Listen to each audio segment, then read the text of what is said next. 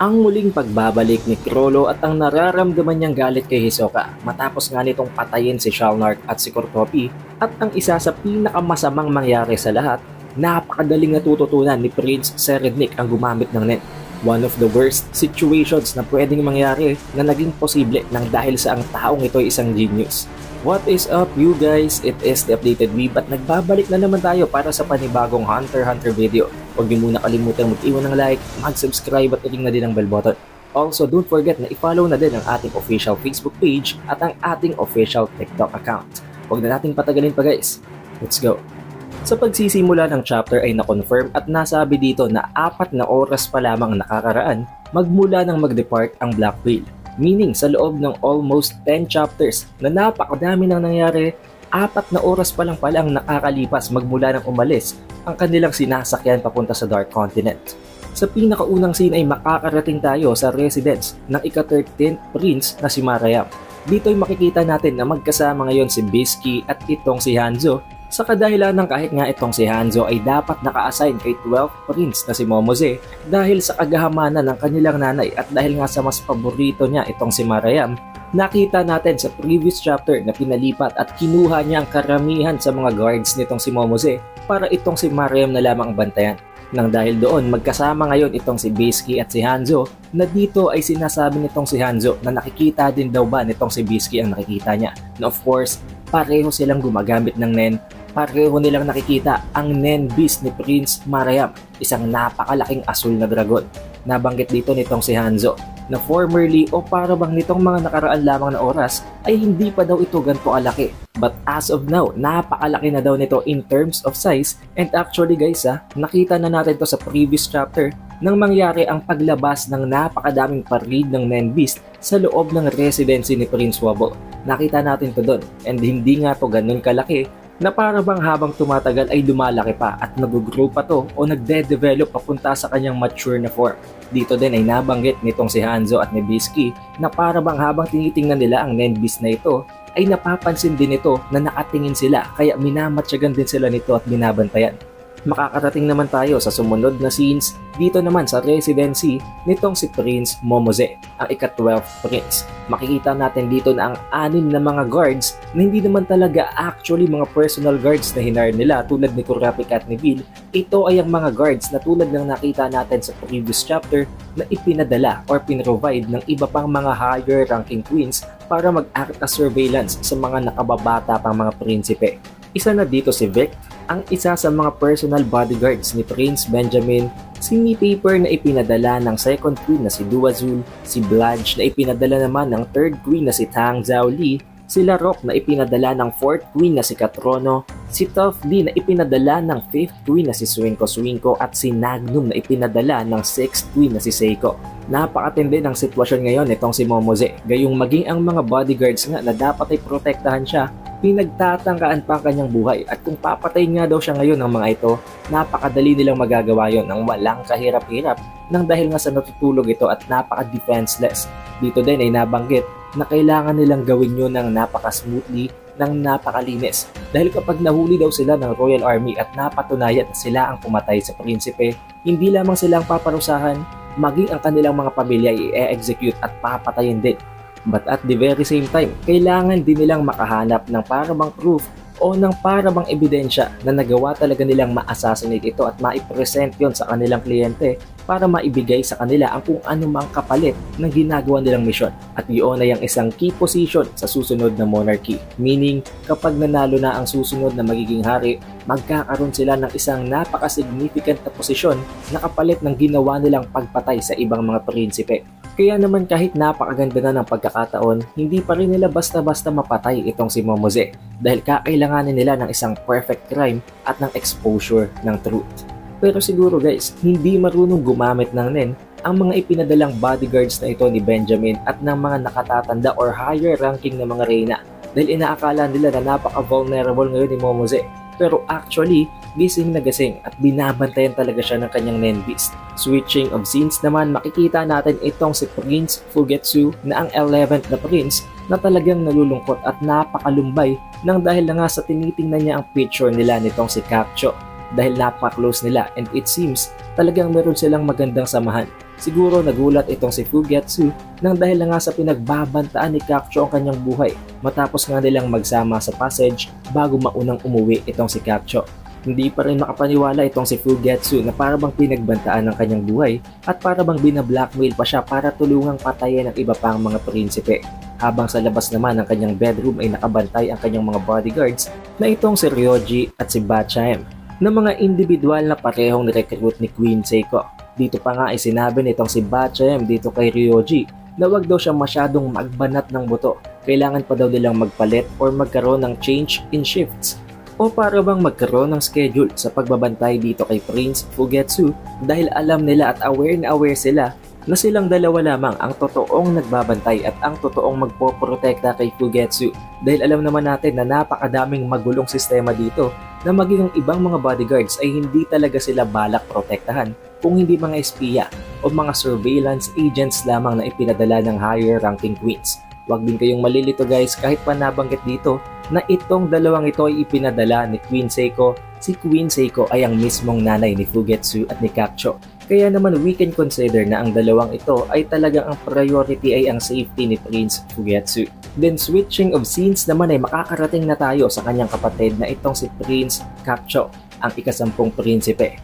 Dito ay makita natin na ito ay galit na galit at itinatapon ang pagkain na inihanda sa kanya ng kanyang mga bodyguards. Sinasabi niya na hindi daw yun kakain-kain, na kahit na daw ang isang aso ay hindi kakainin ang pagkain na yon. Sinabi pa niya sa kanyang mga bodyguards na gawin naman daw nitong worth it ang kanyang payment na para bang sinasabi niya na magluto naman sila ng maayos na pagkain para sa kanya habang sinasabi pang do it over na pinapaulit niya pa ang pagluto ng pagkain para sa kanya.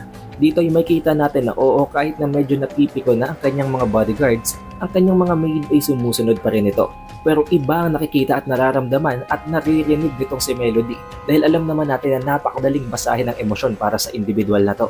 Nababasa at naririnig nitong si Melody ang tumatakbo sa isipan ng kanyang mga kasamahan na hindi na din nila nagugustuhan ang ugali at kung paano sila pakitunguan nitong si Kakcho. Sinasabi nila na sana mamatay na lang daw itong si Kakcho. Ang iba naman ay iniisip na sana ay itong si Prince Fugetsu na lamang daw ang pinagsisilbihan nila dahil alam naman natin na kahit papano ay mabait si Fugetsu. Ang iba naman ay iniisip na bakit daw ganun kalayo ang pag-uugali ni Fugetsu at ni Kakcho kung magkapatid naman daw sila. Nang dahil dito ay na-realize nitong si Melody na kung nagpapanggap lamang itong si Kakcho na ganito ang ugali para sa kanyang safety, na kahit na mabuti naman talaga siya ay pinapalabas niyang masama ang kanyang ugali para magmukha siyang matigas, maling desisyon daw yun. Nasabi nitong si Melody na dahil sa kanyang mga ginagawa at some point magbabackfire itong lahat sa kanya. Na hindi talaga malabo dahil at this point, ang kanyang sariling mga bodyguards, ang kanyang sariling squad sa loob ng kanyang residence ay kinamumuhian na siya. Sumunod na scene naman ay makakarating naman tayo ngayon sa 9th Prince, ang isa sa mga pinaka-controversial na mga prinsipe na si Hulkenberg. Makikita natin dito na nagising na itong si Hulkenberg at matapos ng kanyang pagkamulat ay agad siyang bumangon sa kanyang higaan at agad niyang binuksan ang kanyang pinto. Nagulat na lamang siya nang makita niya na nandito at buhay na buhay pa rin ang kanyang mga kasamahan, ang kanyang mga bodyguards. Nagtataka siya dahil nakita naman natin guys sa previous chapter na nakita nitong si Hulkenberg na nakalupasay at para bang walang malay ang lahat ng kanyang mga bodyguards. Subalit dito sa chapter na to, napakalinaw naman nagising silang lahat at walang masamang nangyari sa kanila. Dahil doon naisip nitong si Hulkenberg na pwedeng nananaginip lamang siya at hindi totoo ang kanyang mga nakita. Subalit nang maktingnan niya ang kanyang kamay, ang likod ng kanyang palad ay may nakita siyang isang feather. Isang parabang golden feather na nakatusok sa kanyang kamay. Dito niya na-realize na hindi talaga actual illusion, hindi pa naginip ang nakita niyang vision. Switching of scenes na naman ay makakarating naman tayo ngayon sa ikawalong prinsipe. Walang iba kung hindi itong si Sale Sale. At dito ay pinuntahan na nga siya ng kanyang nanay na ang queen na si Seiko Seiko. Pinagbantaan na siya at winarningan na kailangan na daw mag-ayos at mag-asikaso nitong si Sale Sale dahil alam naman nating lahat na delikado ang mangyayaring gera, ang mangyayaring succession war. Pero itong si Sale Sale, napaka-chill, napakadali ng ginagawa sa buhay at ng bababae pa. Dito ay makita natin na sinasabihan siya ng kanyang nanay na kailangan na daw niyang magseryoso dahil kahit paggawin nitong si Queen swingko-swingko ang lahat ng kanyang makakaya, kung hindi naman gagawa ng paraan itong si Sale Sale, hindi malabong siya ang pinakaunang mapatay at ang pinakaunang matanggal and ma-eliminate sa gaganapin na succession war. Pero napaka-chill talaga nitong si Sale-Sale. Sinabi niya pa na huwag daw mag-alala ang kanyang nanay. Magkaroon daw ito ng kahit na konting faith o tiwala sa kanya. Habang tinatanong siya nitong si Queen Swinko kung may plano daw ba siya. Na sinagot ni Sale-Sale na of course meron at babaguhin daw niya ang buong mundo sa susunod na gaganapin na banquet. Meaning gagawa ng isang napakalaking pasabog itong si Sale-Sale sa susunod na linggo, sa susunod na Sunday dahil yun ang pinangako niya sa kanyang nanay na si Swinko. Kung ano man yun, hindi pa na-specify sa chapter na ito at malalaman lamang natin yun kapag dumating na ang susunod na dinner sa gitna ng royal family. Then switching of scenes na naman guys, makakarating naman tayo ngayon sa residence ng ikapitong prinsipe na si Lazarus. Makikita natin dito na nagte-take at tumitira ng good shit itong si Lazarus at itong si Basho. Dito ay tinatanong nitong si Lazarus, itong si Basho kung legal daw ba itong pinapatira nitong si Basho sa kanya, na sinagot naman ni Basho na of course malinis yon. Purot natural, walang halong kemikal. Sinabi niya pa na ang recipe ay nasa homepage pa nga daw niya. Sinabi din niya na legal yun at hindi siya nababasted, hindi siya nahuhuli nang dahil sa meron siyang lisensya. Ni-utilize niya ang paggamit ng kanyang hunter's license at meron din siyang kakayahan, meron siyang rights na magtimpla at gumawa ng ganitong klaseng mga good shit. Of course, marami din silang iba pang mga flavors ayon dito kay Basho, pero sinabi niya na among all of that flavors, ang flavor na ito talagang binabalik-balikan niya, kaya ipinatestin niya ito dito kay Lazarus. Nang dahil dito, tinanong nitong si Lazarus kung ano daw ba ang mga benefits nito. Kasi sinagot naman ni Basho na of course, meron itong napakadaming benefits, hindi lamang dahil sa nagiging napaka-effective nito sa mga heavy smokers, na i-improve din daw talaga nito ang health ng mga gumagamit nito. Nang dahil doon, naisip nitong si Lazarus na pwede daw bang gamitin ito para i-rehab ang mga drug addicts. Nang dahil doon, nagulat itong si Basho dahil hindi niya akalain na may ganito palang klaseng pag-iisip itong si Lazarus. Sinabi nitong si Lazarus na magiging isang balakid itong si Benjamin kung sakaling gagawin nila yon dahil ang military pala dapat ang gumagawa ng drug control. And as you know guys, si Benjamin nga ang leader ng Royal Military. Sinabi din niya ng isa sa kanyang mga kaibigan ay napatay o nasa masamang kalagayan ngayon nang dahil sa paggamit. Itinanong din itong si Lazarus kay Basho kung payag daw ba siya kung ipapublic nila ang gagawing clinical trial tungkol sa good shit na ito para malaman ng public na maganda ito sa health. Na sinagot naman ni Basho na walang problema pero magiging mas madali daw yung mai-implement nitong si Lazarus kung mananalo siya at kung siya ang magiging susunod na emperor ng Kakin Empire. Sinagot naman ni Lazarus na hindi daw yun magiging ganun kadali. Switching of scenes again guys, makakarating naman tayo ngayon sa 6th prince na si Tyson. Dito ay ipinapakita at ini-introduce ni Tyson ang kanyang sariling aklat, ang aklat na siya ang author. Pinangalanan niya ito na Tyson the Canon. Habang pinapresent ni Tyson ang kanyang aklat kay Izuna, sinabi niya na maa-achieve daw talaga ang true world peace kung ang lahat ng mga tao ay magiging disciples niya. Kung susunod ang lahat ng mga taong yun according sa kanyang mga teachings. Kaya sinabi niya na bakit daw hindi na lamang nila basahin ang aklat para maintindihan nila. Habang nagtataka itong si Izuna at ang isa pang bodyguard kung gaano ka-carefree itong si Tyson, knowing na magkakaroon nga ng isang gera. Binuklat at tinesting na lang din nilang basahin ang aklat ni Tyson para maintindihan kung ano man ang sinasabi nito. Subalit sa pinakaunang page, nabasa nitong si Izuna ang chapter 1, Love Will Always Prevail. Agad na nag-cringe itong si Izuna. Naasiman siya sa content ng aklat nitong si Tyson kaya hindi niya na ito agad binuklat. Na dahilan kung bakit tinanong siya ng kanyang kasamang bodyguard na paano daw nila pupuriin ang aklat nitong si Tyson nang hindi binabasa. Dahil alam nila na kahit papano, kahit hindi nila yung binasa, kailangan nilang puriin itong si Tyson para hindi mawala ito sa mood. Switching of scenes na naman guys, makakatating naman tayo ngayon sa 5th prince na si Tsubepa. Makikita natin dito na nandito ang isa sa mga bodyguards na ipinadala ng pinakaunang prinsipe na si Benjamin na itong si Butch.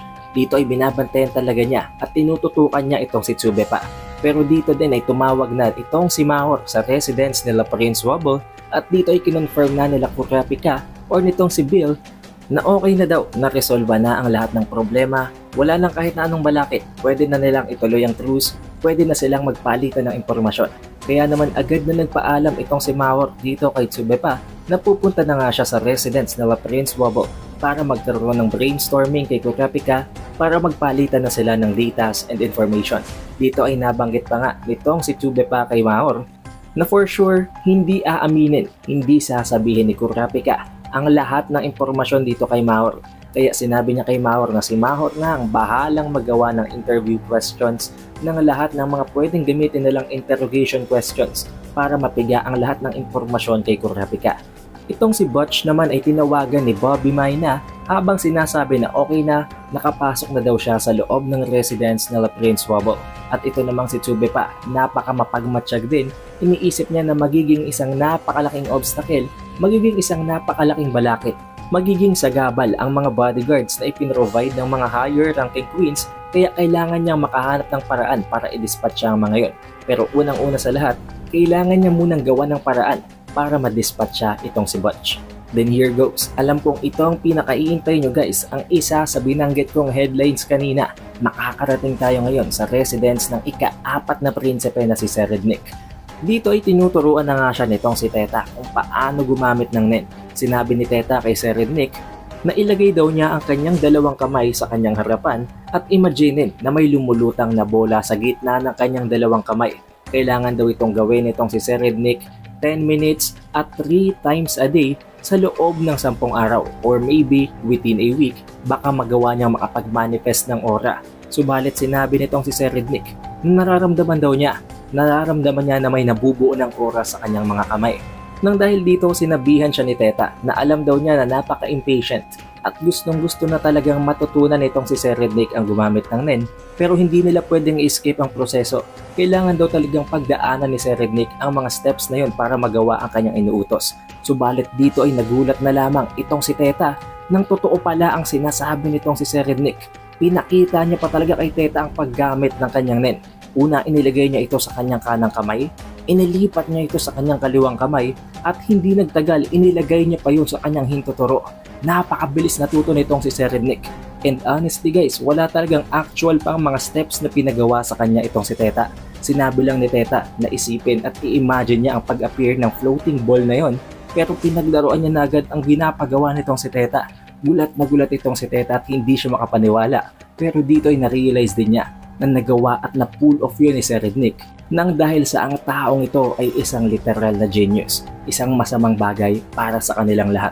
Dahil as you know guys, ang goal nitong si Teta ay ang sayangin ng oras nitong si Serednik ang magawa ng isang lecture na inefficient na kung saan ay maibibigay lamang nila ang bare minimum dito kay Serednik para makita ang mga Nen Beast. Subalit at this point, siguro hindi na talaga mapipigilan ni Teta na matutunan ni Serednik na gumamit ng Nen. Switching of scenes na naman, makakarating naman tayo ngayon sa ikatlong prinsipe na itong si Zhang Lei. And quick question guys, dahil nga sa sinasabi ko sa inyo na binabasa ko lagi ang comment. May nabasa ako na gustong Choray, may gustong Zhang Lei. Ilagay nyo na guys sa comment kung anong gusto nyong itawag natin sa ikatlong prinsipe. But for this video, let's proceed muna sa pagtawag sa kanya ng Zhang Lei. Nang dahil nga sa inimbitahan nitong si Zhang Lei, si Kurapika, si Queen Oito at si Prince Wobble, magkakaharap sila ngayon sa kanyang table.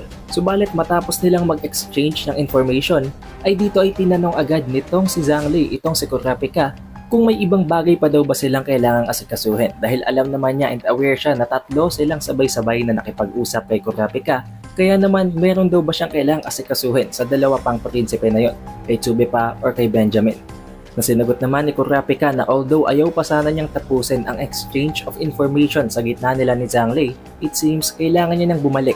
Dahil tulad nga ng sabi ni Zhang Lei, kailangan niyang asikasuhin ang iba pang amends na ginawa niya sa ibang mga prince.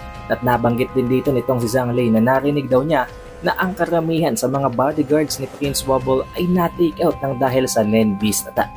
Na nangangahulugan na short staff itong sila Kurapika as of now. Nang dahil na nga sa meron na silang alliance, nagmabuting loob na dito itong si Zhang Lei habang ino-offer na bantayan siya ng dalawa pang mga bodyguards mula sa kanyang side. Ang mga bodyguards na yon ay hindi ang mga bodyguard na ipinrovide ni Benjamin or ipinrovide ng mga higher ranking queens, kung hindi mismong ang bodyguard na in-recruit niya, kanyang mga personal bodyguards. Nang dahil dito, nagtaka at nag-iba ang reaksyon ng dalawang mga espiya na nasa loob ng kanyang residence, na itong si Slaka na ipinadala ni Queen Duazul at ito namang si Coven Toba na ang isa sa mga personal bodyguards nitong si Prince Benjamin. Nabanggit dito nitong si Slaka na ang trabaho ng mga bodyguards na affiliated kay Queen Unma at kay Queen Duazul ay ang mag-create ng mga reports tungkol sa mga ibang impormasyon na makukuha nila sa younger princess. Kaya naman either kay Duazul or kay Unma, maalin man sa bodyguard na nanggaling sa dalawang yon ay palaging dapat nakadikit sa isang prinsipe. Meaning at all times, maalin sa dalawang bodyguards na yon na ipinadala ng dalawang reyna ay talagang dapat nakadikit sa prinsipe para mailagay nila ang lahat ng impormasyon na masasagap nila sa kanilang reports. Dito din ay nabanggit nitong si Slaka na actually hindi daw talaga dapat magiging napaka-cooperative ng dalawang sides, subalit nang dahil sa impluensya ni Queen Duazul na napakabait, napaka-demure, ay talaga naman daw idine-devote ng mga bodyguards ang kanilang mga trabaho sa supportive roles. Pero most of the time pa rin daw, ang mga bodyguards na nanggagaling kay Queen Unma ay minomonopolize ang lahat ng impormasyon na para bang kinikimkim nila yon, sinasarili nila yon at hindi nila sineshare sa ibang mga reyna tulad na lamang ng kay Duazul. Kaya naman ipinasok nila sa sistema itong si Captain Mandam. Ang trabaho niya ay ang magsilbing coordinator sa lahat ng impormasyon na yon. Subalit ang mga pangyayaring ito ay unprecedented. Hindi nila ito inaasahan. Dahil ngayon nga na magkakaroon ng exchange ng bodyguards o sabihin natin na itong si Zhangli nga ang magpapadala ng kanyang mga personal bodyguards dito kay Kurapika or kay Prince Wobble para bantayan sila, mangangahulugan na magkakaroon ng exchange ng information sa gitna ng dalawang associates ng mga bodyguards ng dalawang prinsipe na hindi nila nababantayan, na magiging isang problema dahil kakailanganing umalis ng isa sa kanilang dalawa ni Kobentoba para mag-act as surveillance naman sa side nila Kurapika para makuha ang impormasyon na i-share ni Kurapika dito sa dalawang bodyguards na ipapadala ni Zhangli para tulungan sila. Sinabi nitong si Zhangli sa kanyang mga bodyguards na bantayan daw niya at siguraduhin ng dalawang itong safe itong si Prince Wobble at ang kanyang squad hanggang sa susunod na banquet. Meaning sa loob ng 7 days, magiging kakampi nila ang dalawang bodyguards na itong si Hashito at si Sakata. Parehong mga personal bodyguards ni Zhangli na hindi mga espiya mula man kay Benjamin o mula sa higher ranking na mga reyna. Subalit hindi nagtagal ay bigla namang may tumawag dito kay Kobentoba. Yun pala ay walang iba kung hindi ang first queen na itong si Unma. Binigyan niya ng command itong si Slaka na sumunod daw siya dito sa dalawang bodyguards na ipapadala ni Zhangli kila Prince Wobble at doon naman siya magbantay at lumakap ng impormasyon. Dito na-realize nitong si Slaka na para kay Benjamin at para kay Duazul, mas importante pa rin talagang bantayan at i-prioritize nila ang impormasyon na manggagaling kay Zhangli. Dahil nga pinaiwan ang higher ranking bodyguard na itong si Kobentoba para bantayan siya. Hindi naman nagtagal, agad na nagpaalam itong si Slaka kay Zhangli habang sinasabing orders from the queen kailangan daw niyang sumunod sa dalawang bodyguards na ipinadala nitong si Zhangli kay Prince Wobble. Sinagot naman itong si Zhangli na actually hindi niya kailangan ng confirmation, sundin na lamang niyang ibinigay sa kanyang command ng queen dahil alam naman niya and aware siya na mas importante para kay Slaka ang lumakap ng impormasyon at hindi ang kanyang safety. Nang dahil doon agad na sumunod itong si Slaka kay Hashito at kay Sakata at binantaan pa ang dalawang ito na wag daw itong magtatangka na magtago ng impormasyon mula sa kanya dahil mabilis daw siyang maubusan ng pasensya. Of course, being lower ranking guards, hindi naman sila nag-retaliate kay Slaka pero alam naman natin na ang dalawang ito ay loyal kay Zhangli at hindi sa kung sino paman. Switching of scenes na naman, makakarating naman tayo ngayon sa ikalawang prinsipe na itong si Prince Camilla.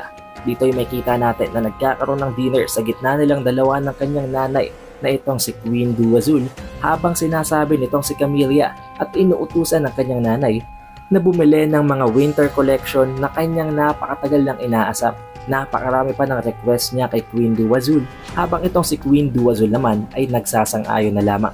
Sinabi din niya na ang pinakaunang target daw nila na papatayin ay itong si Prince Benjamin at itong si Prince Halkenberg. Hindi na agad sumagot itong si Duazul habang sinasabi na actually hindi daw dapat talaga kino-confirm nitong si Camilla ang tungkol sa bagay na yun sa kanya. Dahil nabanggit na nga kanina ni Slaka na hindi masamang ugali ni Duazul at napaka-demure, napaka-gentle niya. But it seems, hindi yun namanan nitong si Camilla. Dito ay pinagbantaan pa siya nitong si Camilla habang sinasabing nalilito at hindi daw ba naiintindihan nitong si Duazul ang kanyang mga sinasabi. Hindi yun request, kung hindi isang order, isang command. Sinabi niya na magiging napakadali para kay Duazul na makalapit dito kay Prince Halkenberg kaya naman gusto niyang sa pagkakataon na yun ay patayin itong si Duazul si Halkenberg. Na sinagot naman itong si Duazul na alam naman daw niyang kaya yung i-pull off. Kaya yung gawin nitong si Camilla nang hindi na kinakailangan pa ang tulong niya. pero gusto pa rin talaga nitong si Camilla na itong si Dua Zul ang gumawa nun para sa kanya. Habang nangyayari ang conversation na ito sa gitna ng mag-ina, naririnig pala sila ng isa sa mga espiya ng isa sa mga personal bodyguards nitong si Benjamin na nagngangalang Moose. Ayon kay Moose, pina-kick out siya nitong si Queen Camilla, subalit hindi pa rin siya nito mapipigilan. Dahil nakita nga natin sa previous chapter na sinabi nitong si Camilla na kapag nag-set foot o umapak daw itong si Moose sa loob ng kanilang residence, paapatayin niya ito. Kaya naman kahit papano, kahit pina-kick out na itong si Moose, nakakagawa pa rin siya ng paraan para marinig ang conversation nila ni Dua Zul sa pamamagitan ng kanyang Nen ability na ang Secret Window. Pero nabanggit din itong si Moose na kailangan niya ng definitive proof. Kailangan niya ng ebidensya para paniwalaan siya itong si Hulkenberg at ni Prince Benjamin. Kailangan din niyang i-reveal ang tungkol sa impormasyon na ito nang naaayon sa oras para hindi ito ma-deny nitong si Queen Dua Zul at nitong si Prince Camilla. Kaya naman napagdesisyonan niya na ipadala ang isa sa kanyang mga ibon right directly kay Camilla para ma-pull off ang tungkol sa bagay na yun. As of now, hindi pa natin alam kung ano ang ability ng kanyang Nen, but most likely, tulad ng nakita natin and based sa observation ko, pang surveillance ang kanyang Nen ability. Switching of scenes, makakarating na tayo ngayon finally sa pinakahuli at sa pinakamatandang prinsipe. Walang iba kung hindi ang residence nitong si Prince Benjamin. Dito ay nagtataka silang dalawa ni Captain Balsamilco dahil kahit na daw pinatayan sila ng telepono nitong sila Kurapika, kahit papano ay pinapasok naman daw nitong sila Kurapika si Bobby Mayna. Dito ay tinanong niya itong si Prince Benjamin kung ano daw ba ang nakikita ni Benjamin sa sitwasyon na yon. Sinagot siya ni Benjamin na meron silang perfect grasp ng situation. Meron silang napaka-accurate na pagkakabasa ng mga moves nitong sila Benjamin. Dinagdag niya pa na ang squad nitong si Prince Wobble ay may napaka-perfect na presence of mind and resolve. Dito ay nabanggit niya na alam and aware daw itong sila Prince Wobble na pwedeng magkaroon ng isang full-scale war at hindi na nila yun may iwasan.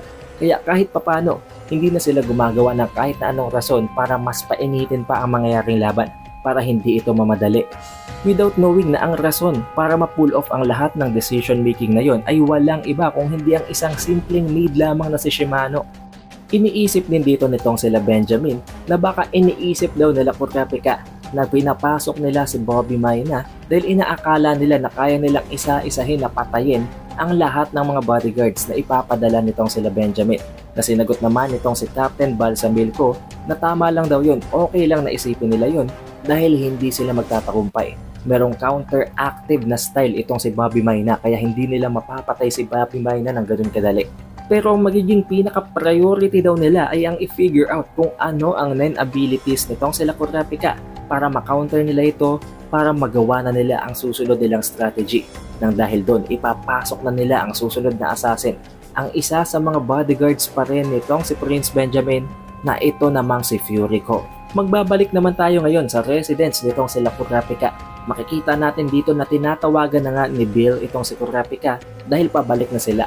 Nasa pintuan na sila at kailangan na silang pagbuksan ng pinto. Dito ay sinabi ni Bill na wala naman daw kahit na anong masamang kilos na ginagawa itong si Bobby Mayna. Kaya okay lang at agad na pumasok sila Kurapika, si Prince Wobble, si Hashito, itong si Sakata at maging itong si Slaka.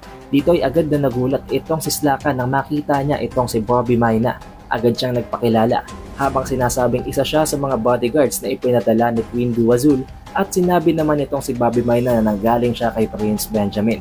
Tinanong din itong si Bill kung sino ang mga kasamahan niyang iba na ipinakilala naman itong si Kurapika at sinabi niya pa na cooperative daw ang dalawang mga bodyguards na ipinadala nitong si Zhang Lei due to the mission. Pero as for Slaka, nang dahil na nga sa iba ang priority nito, pwedeng mag-cause ito ng trouble. Dito din ay may kita natin na sinasabi ni Slaka kay Bobby Mayna na pwede silang magkasundo unlike kay Coventoba dahil matigas daw ang mukha ni Coventoba. Hinayaan lamang siya nitong si Bobby Mayna, subalit pagtalikod niya, pinagpag ni Bobby Mayna ang parte ng kanyang balikat na hinawakan nitong si Slaka na nagpapakita lamang na pinandidiriyan niya to. But now, at this point, dumami na nga ang mga personnel sa loob ng residence nitong sila Prince Wobble. At dito na naalala ni Kurapika ang danger ng kanyang buhay. Even up to this point, hindi pa rin nila nagagamit ang Lethal Eye. Ang Stealth Dolphin ay nasa kamay pa rin itong si Queen Oito na nangangahulugan na gumagana at naka-activate pa rin ang kanyang Emperor Time, meaning patuloy pa rin bumabawas ang kanyang lifespan. At sa sitwasyong ito, napakarami ng nakabantay kaya hindi na nila basta-basta magagamit ang Little Eye dahil makikita yon ng iba pang mga non-user among the other bodyguards. Dito ay nababasa nitong si Queen Oito ang biniisip nitong si Kurapika kaya nag-offer siya na kung magkakaroon daw ng chance, gagamitin at ilo-launch nitong si Queen Oito ang Little Eye sa isang insekto na nasa loob ng kanilang residence. Na sinabi naman nitong si Kurapika na hindi niya yun pwedeng gawin dahil pwedeng makita siya ng mga bodyguards at mabasa ang kanilang mga plano. Kaya naman sinabi nitong si Kurapika na gagawa ng paraan itong si Bill at si Kurapika para i-distract ang ibang mga bodyguards at kapag nagkaroon sila ng tsansa, gamitin na yon nitong si Queen Oito.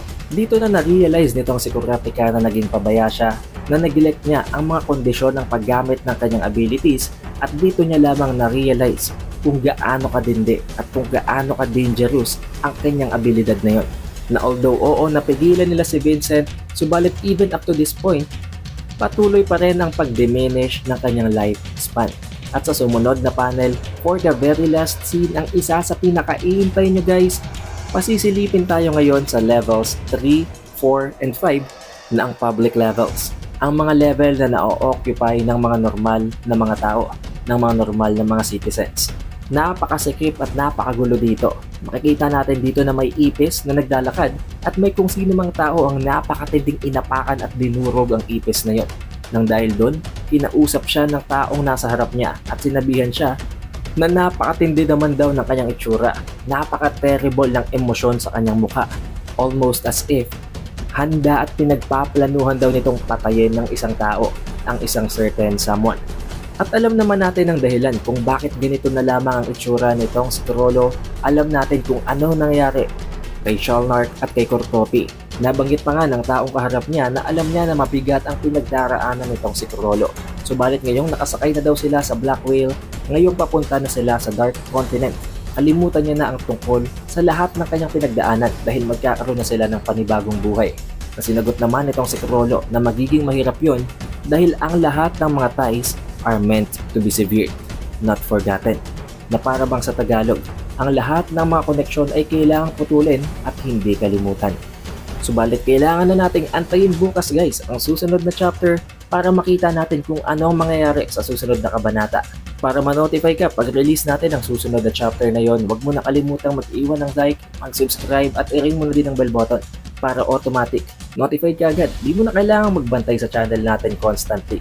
Huwag mo din kalimutan na i-follow at i-like ang ating official Facebook page at ang ating official TikTok account. Bago natin tapusin ang video, shoutout nga pala sa mga supporters natin na constantly nanonood ng videos sa lahat ng bawat uploads natin. Maraming salamat guys. It is The Updated Weeb and I will see you guys on the next one.